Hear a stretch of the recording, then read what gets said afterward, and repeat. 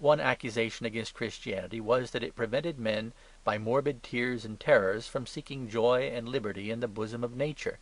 But another accusation was that it comforted men with a fictitious providence and put them in a pink and white nursery. One great agnostic asked why nature was not beautiful enough, and why it was hard to be free. Another great agnostic objected that Christian optimism, that garment of make-believe woven by pious hands, hid from us the fact that nature was ugly, and that it was impossible to be free. One rationalist had hardly done calling Christianity a nightmare before another began to call it a fool's paradise. This puzzled me. The charges seemed inconsistent. Christianity could not be at once the black mask on a white world and also the white mask on a black world. The state of the Christian could not be at once so comfortable that he was a coward to cling to it, and so uncomfortable that he was a fool to stand it. If it falsified human vision, it must falsify it one way or another. It could not wear both green and rose-coloured spectacles. I rolled on my tongue with a terrible joy, as did all young men of that time, the taunts which Swinburne hurled at the dreariness of the creed. Thou hast conquered, O pale Galilean, the world has grown grey with thy breath.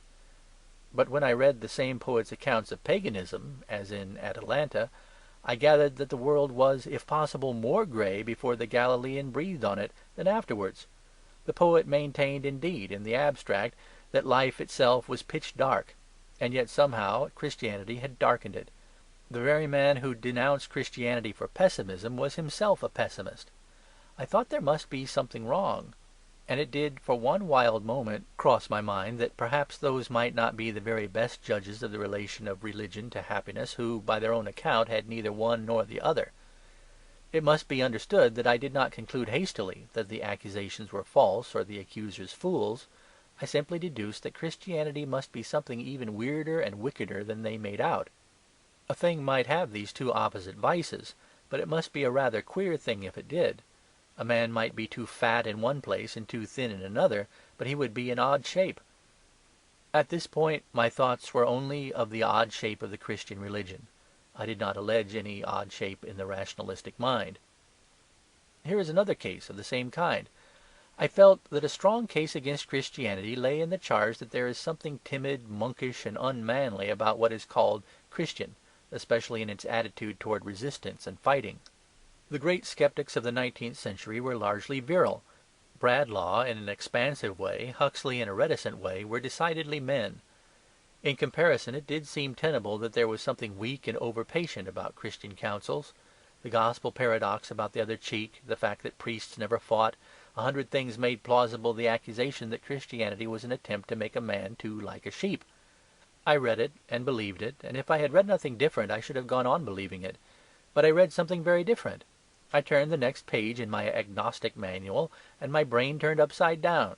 Now I found that I was to hate Christianity not for fighting too little, but for fighting too much. Christianity, it seemed, was the mother of wars. Christianity had deluged the world with blood. I had got thoroughly angry with the Christian because he never was angry. And now I was told to be angry with him because his anger had been the most huge and horrible thing in human history, because his anger had soaked the earth and smoked the sun. The very people who reproached Christianity with the meekness and non-resistance of the monasteries were the very people who reproached it also with the violence and valour of the Crusades. It was the fault of poor old Christianity, somehow or other, both that Edward the Confessor did not fight and that Richard Coeur de Lion did. The Quakers, we were told, were the only characteristic Christians, and yet the massacres of Cromwell and Alva were characteristic Christian crimes. What could it all mean? What was this Christianity which always forbade war and always produced wars? What could be the nature of the thing which one could abuse first because it would not fight, and second because it was always fighting? In what world of riddles was born this monstrous murder and this monstrous meekness? The shape of Christianity grew a queerer shape every instant. I take a third case, the strangest of all, because it involves the one real objection to the faith. The one real objection to the Christian religion is simply that it is one religion. The world is a big place, full of very different kinds of people. Christianity, it may reasonably be said, is one thing confined to one kind of people. It began in Palestine. It has practically stopped with Europe. I was duly impressed with this argument in my youth, and I was much drawn toward the doctrine often preached in ethical societies. I mean the doctrine that there is one great unconscious church of all humanity rounded on the omnipresence of the human conscience. Creeds, it was said, divided men, but at least morals united them. The soul might seek the strangest and most remote lands and ages and still find essential ethical common sense. It might find Confucius under Eastern trees, and he would be writing, "Thou shalt not steal." It might decipher the darkest hieroglyphic on the most primeval desert, and the meaning, when deciphered, would be, "Little boys should tell the truth." I believed this doctrine of the brotherhood of all men in the possession of a moral sense, and I believe it still, with other things. And I was thoroughly annoyed with Christianity for suggesting, as I supposed, that whole ages and empires of men had utterly escaped the light of justice and reason. But then I found an astonishing thing. I found that the very people who said that mankind was one church from Plato to Emerson were the very people who said that morality had changed altogether, and that what was right in one age was wrong in another. If I asked, say, for an altar, I was told that we needed none, for men, our brothers, gave us clear oracles and one creed in their universal customs and ideals. But if I mildly pointed out that one of men's universal customs was to have an altar, then my agnostic teachers turned clean round and told me that men had always been in darkness and the superstitions of savages. I found it was their daily taunt against Christianity that it was the light of one people and had left all others to die in the dark. But I also found that it was their special boast for themselves that science and progress were the discovery of one people, and that all other peoples had died in the dark. Their chief insult to Christianity was actually their chief compliment to themselves. And there seemed to be a strange unfairness about all their relative insistence on the two things. When considering some pagan or agnostic, we were to remember that all men had one religion. When considering some mystic or spiritualist, we were only to consider what absurd religions some men had. We could trust the ethics of Epictetus because ethics had never changed. We must not trust the ethics of Bossuet because ethics had changed. They changed in 200 years, but not in 2000. This began to be alarming. It looked not so much as if Christianity was bad enough to include any vices, but rather as if any stick was good enough to beat Christianity with. What, again, could this astonishing thing be like, which people were so anxious to contradict, that in doing so they did not mind contradicting themselves? I saw the same thing on every side.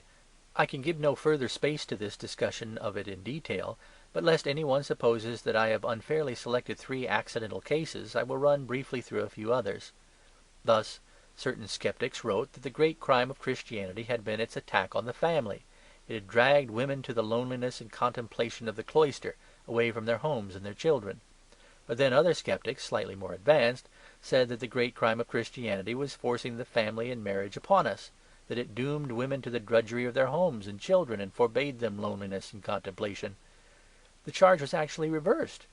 Or again, certain phrases in the epistles or the marriage service were said by the anti-Christians to show contempt for women's intellect.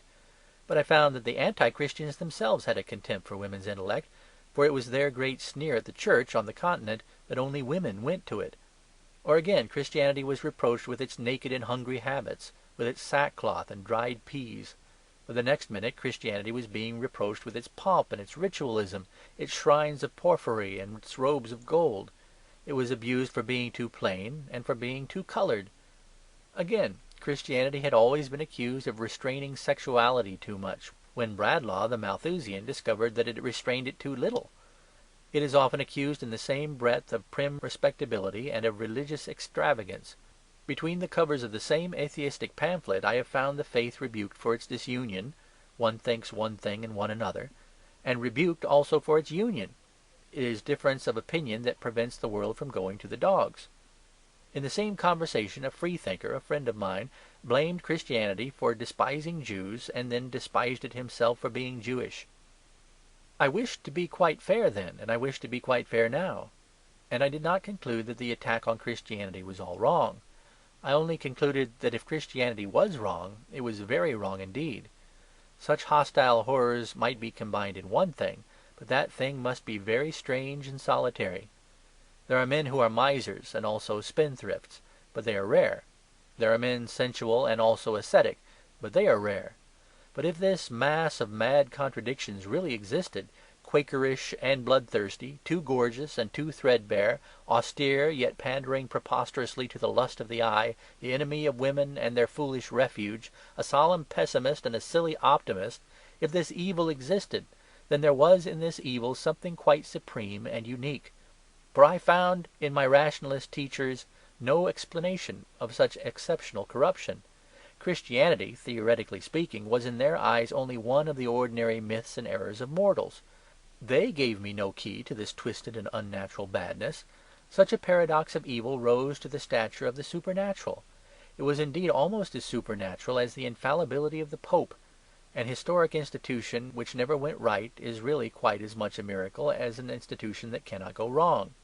The only explanation which immediately occurred to my mind was that Christianity did not come from heaven but from hell. Really, if Jesus of Nazareth was not Christ, he must have been Antichrist. End of chapter 6, part 1.